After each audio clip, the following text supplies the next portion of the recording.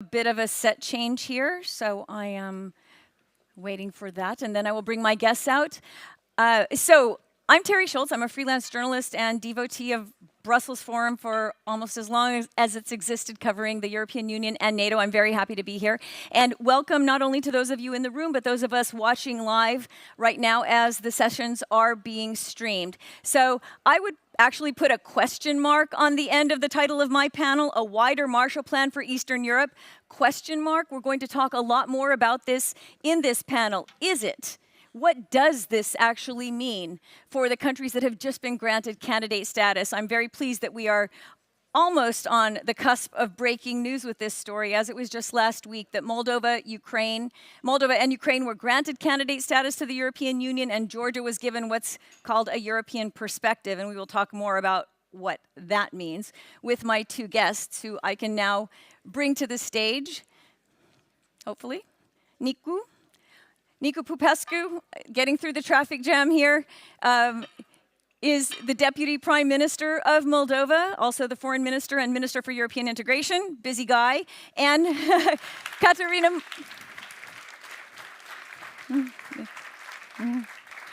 Maternova. She is the Deputy Director General for Neighborhood and Enlargement Negotiations, also a very busy person here at DG NEAR. Thank you, Katarina.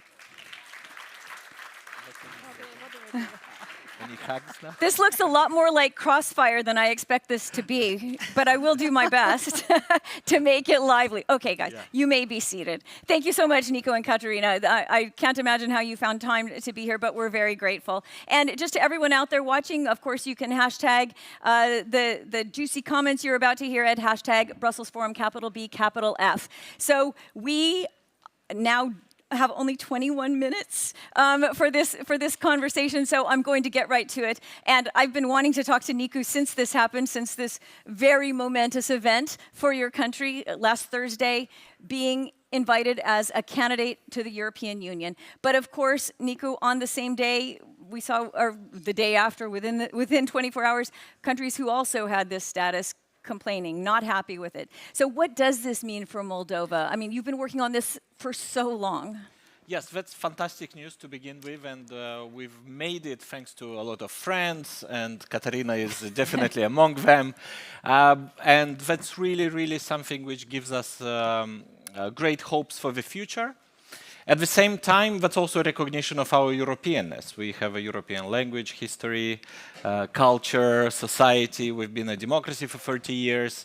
We've had, with a lot of difficulties, we have nonetheless a political system and an economic system that deserves to be a candidate country, just like the countries of the Balkans do. And that's what we've been saying throughout these months and even years before, that we as a country deserve to have the same chance that the countries of the Western Balkans, and you mentioned that some of them are still waiting, but at least one of them joined the EU. So, and here I, of course, talk about Croatia. And here we are strong believers in a merit-based accession process, where we have seen, not least in the Balkans, that if you do your homework, you do it well, you continue. It's not just the only thing that matters, but it does matter. So we're believers in a merit-based process. We don't want shortcuts. We want to go the hard way, the fair way, and we want to do the homework and one day to join the European Union. That's our plan. That's where we are with this. But I mean, not to be mean, Nicu, and we're old friends, you know I wouldn't be mean to you, but if there were not a war in Ukraine, and if Ukraine's very emotional application and plea to the European Union to move this umbrella over it, would Moldova have gotten in at this time? The history of European integration and war are very closely interlinked. If there would be no Second World War, there would be no European communities. If there would be no Balkans War, I'm not sure if the Thessaloniki summit in 2003 would have taken the, So you're saying no shame in that? No, I think the whole story and the whole history of European integration is a way for the states of Europe to try and address war-related matters and to look for the best ways to pacify the continent, to make it more prosperous. So in this sense, yes, there is a clear, direct link to the war. But the whole history of the European Union is directly linked to these attempts to overcome the effects of wars.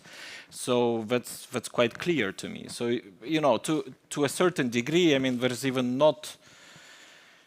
That's a false question, right? Because that's precisely the type of historical moments when you take big decisions about the fate and the future of Europe. And this is what happened last week with the member states endorsing candidate status for Ukraine and Moldova and offering an EU accession perspective to these countries and Georgia. So that's a historic moment.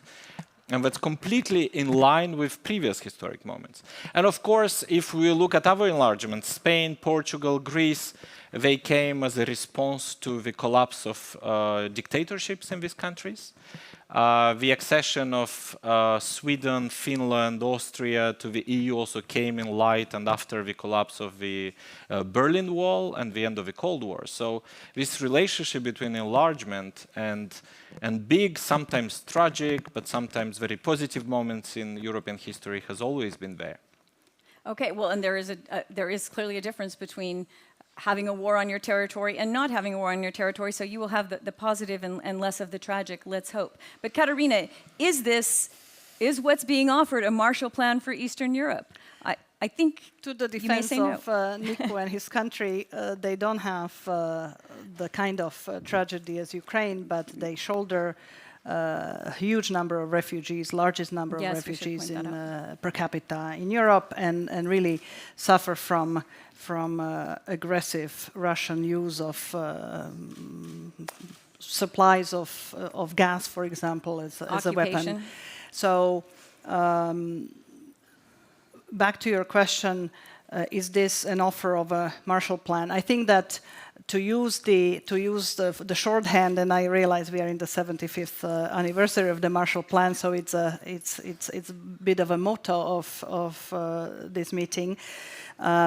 I think is appropriate in the case of Ukraine, where we are talking about a massive reconstruction effort that will have to come, and even before that, through the rehabilitation that is taking place on a daily basis of the bombed bridges and roads and railroads and power stations.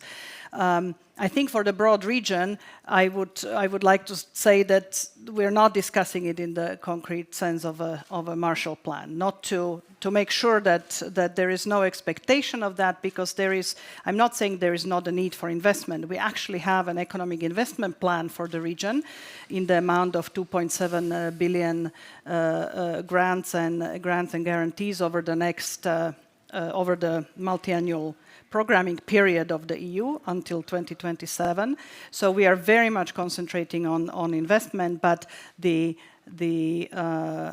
term Marshall Plan calls an image of a war-torn country which we are not dealing with either in Moldova or the case of all the rest of the Eastern Partnership. So I just wanted to take a little bit of an issue with the name, but that doesn't mean that the last week meeting is not really a historic one, because until last week, neither Moldova nor Ukraine nor Georgia had a European perspective.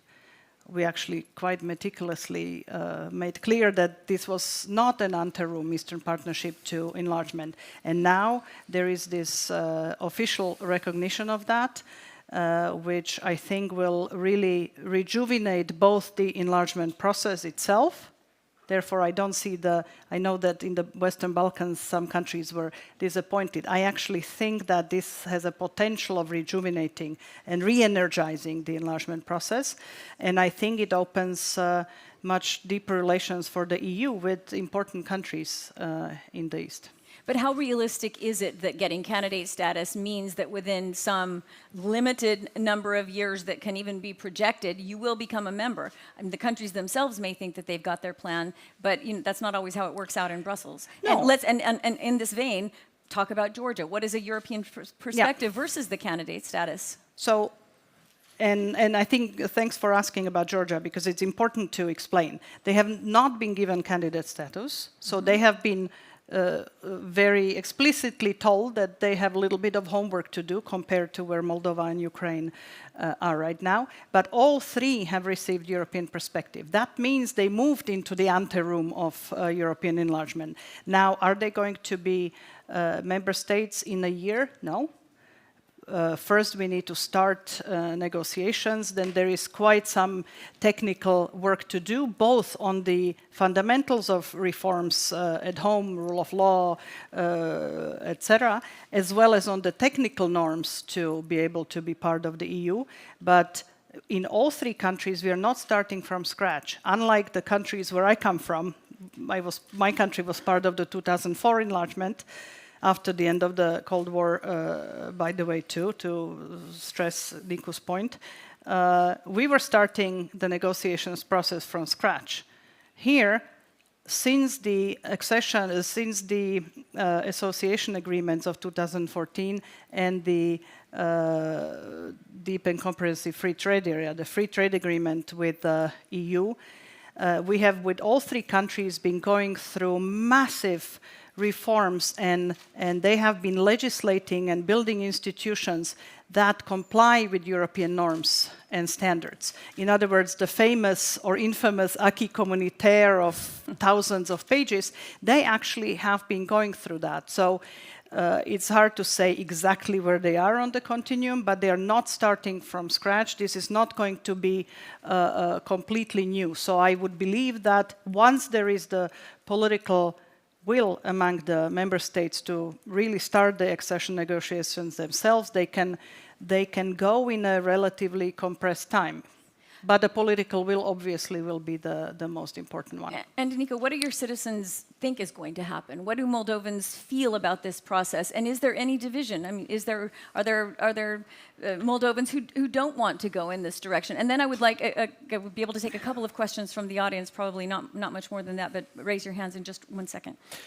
The aspiration to join the European Union has been there for almost since day one of Moldovan independence. Even just, the Foreign Ministry of Moldova is called the Ministry of Foreign Affairs and European Integration since 2005, right? So it's been there for quite some time as an objective. There's a clear, firm, persistent desire from the Moldovan public to join the European Union. Now, this process has had its own ups and downs. You asked me about whether everyone is on board. I mean, in democratic societies, you always have people who have different views. And that's normal and that's natural. What matters is that, time and again, Moldovan elections have produced strong majorities in favor of joining the EU.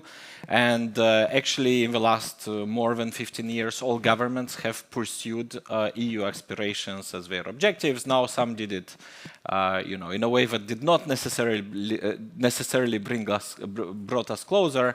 But the dynamic is there, and this is proved on pretty much every single type of public policy. Katarina mentioned the DCFTA. Now, 2/3 of Moldovan exports go to the EU market. That's amazing. That's quite a lot. We've implemented large swaths of the acquis communautaire, and if you export to the EU, that means that your products comply with the acquis communautaire, because the acquis communautaire is already part of our legislation. For us, it's also easier because our language is Romanian, so we don't even need to translate it, and that makes some processes much faster. And of course, you have very strong societal links and geographic links. So there's a lot of hope now that we are heading towards a new phase of relations in our relations with the EU. At the same time, we're also being very realistic. The war is having a major negative impact on everyone in Europe, including on us. Of course, Ukraine is suffering the most, but Moldova is also affected economically. Of course, our insecurity levels have dramatically increased. That's affecting somewhat the economy. We have a high inflation rate, very high energy price increases, and all of that is... In other words, you're completely European. Well, I think if you look at the numbers, you're going to see that we're more European than... But we're not facing easy months and years ahead. And as we talk about that, we also have no clarity as to where this war ends, how it ends, when it ends, all of these uncertainties are there. It will be difficult, we're very realistic, it's not going to be quick, but that's the way to go. We have a strong mandate to do that, and that's the only way to ensure Moldova's democracy, peace, and Europeanness. Okay, I'm going to take a question from each side of the room. Sir, you had your hand up first, and someone from over here, the lady in the front. Okay. Good afternoon. And we'll make everything a lightning round, because we have 8.5 minutes. Good afternoon. Samir Beheric, the Balkan Forum, Bosnia and Herzegovina. As someone coming from the Western Balkans, it is hard to listen that there were countries who entered this process, candidate process, on a merit-based way. I will just remind you of Kosovo, who has been fulfilling all the benchmarks on visa liberalization process. Kosovars cannot travel visa-free throughout the EU. North Macedonia changed the name of the country, changed the constitution, couldn't move forward. Coming from Bosnia and Herzegovina, which has its own Russian proxies in the country, I ask myself, you have to ask a question, but ask them. Do we need to enter a war in order to become a candidate country? Oh, that's a tough question. Okay, and this question here? But please, very, very quickly. A mic? We need a microphone. Thank you. Eka Metraveli, Tbilisi-based think tank Rondelli Foundation. So from the morning we were listening to a very interesting discussion, and President Conley has mentioned that the war did not start on February 24, but in August 2008. And then Prime Minister also of Belgium mentioned that giving a candidate status to Ukraine and Moldova was a geopolitical decision. So my question is here that how should Georgian people understand the decision to be left out of trio, so that Georgia is not part of a geopolitical struggle against Russia? Fair enough. Thank you. Okay, either one of you? I think they were actually directed more towards you, Katerina. And I'll remind everybody I'm a civil servant, I'm not a politician. So ultimately, and this is part of the issue, obviously, all of these decisions are not made by the bureaucrats in the Commission, but the politicians in the European Council. So on the, for example, on the North Macedonia question, which I think very much have the same emotion as you were able to express. This is something that 3.5 years ago the Commission came with a proposal to start negotiations with North Macedonia and Albania.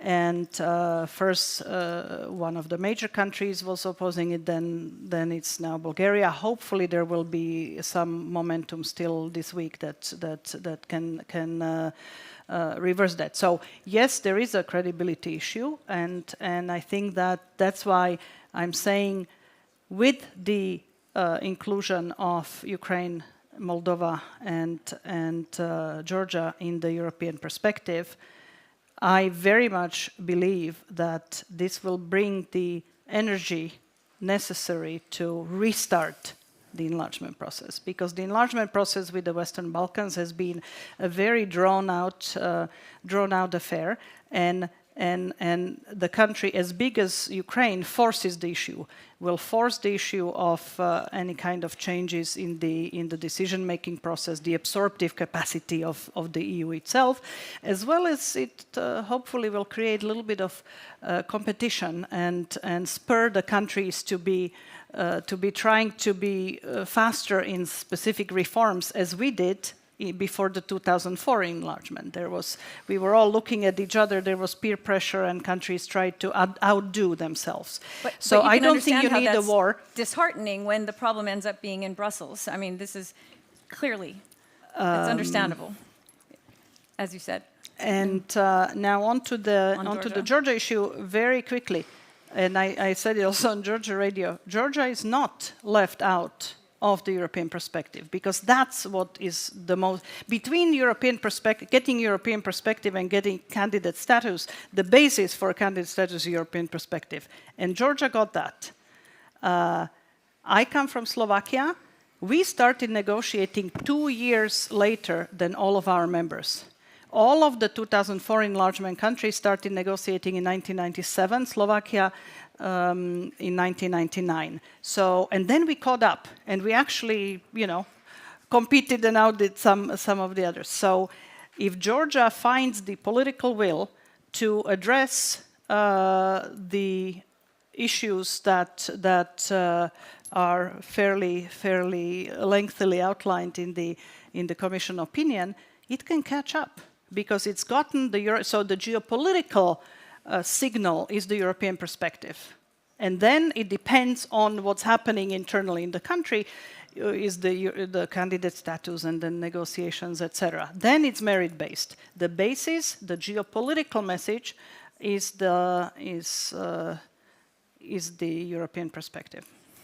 Okay, I'm going to take, I think we just have time for 2 more really short questions, really short answers. Thank you, Ciprian Stănescu from Romania. So from a Romanian to Moldovan, bravo, foarte tare. So we're not sure when the war will end, but we do have one certainty, which is winter is coming. So it's not about Eastern neighborhood necessarily, but how do you look at the winter? What are you doing, and what do you need help with? Good practical question. It's going to be a very short question, but probably a longer answer. Kasia Pisarska, I'm the chair of the Warsaw Security Forum. Prime Minister, if you could update us on the situation in Transnistria, what are your expectations there? Thanks. Good question. Okay, Nicu, quick. So winter is coming every year, and we've been preparing. Breaking. When it comes, of course, as I said, the biggest question is how this war ends, where it ends, and when it ends. And of course, in our assessment, we think the war could continue for quite some time, and that will continue affecting all of us. And we will be very insecure as well in autumn and in winter. And that will continue to affect everyone's food supply security, imports, exports, supply chains, everything. There's also the question of energy supplies in the case of Moldova, which is quite critical, and there's the issue of electricity and gas. On all of them, we've been making some steps to improve our energy security, and not just on our own, but with the support of our partners. So we've been working quite closely with the European Commission. There's also the Moldova support group launched in Berlin by France, Germany, and Romania. And on the 15th of July, we'll have a second conference in Bucharest, where we look at ways to improve Moldova's electricity and energy security of supply, and many other and dozens of other measures. There is some progress. We're preparing. The situation in terms of our resilience is already better than it was just 3-4 months ago. But of course, we have a long way to go, and as all the countries of the EU know, solutions aren't easy, quick, or cheap. So we're better than we were 3 months or 4 months ago, but in any case, we're also glad that we're de facto treated as an EU member state when it comes to the gas acquisitions platform and Repower Europe. So that also gives us reassurance that we're not on our own. We are part of it, just like any other country that is aligned with the EU, and then the solution will come through a joint effort. And again, here I must say that Katarina is our go-to person for all of these type of questions. And Transnistria is such an Before important we question. get to Transnistria, one sentence. One thing that happened, and I think it's extraordinarily important, and I'm not sure even it was discussed in the previous panel. This is during the war. In 1 month into the war, Ukraine and Moldova joined the European electricity grid, which is really a huge, both, again, a geopolitical signal, but also a very practical one. And happened under fire, incredible. Yes, really and now Moldova is buying, there is a huge excess of electricity because of the small demand in Ukraine, so Moldova is in fact buying excess electricity from Ukraine. So this is huge. Sorry. Transnistria. The Transnistrian region of Moldova, as you know, has been a major problem for our country for 30 years.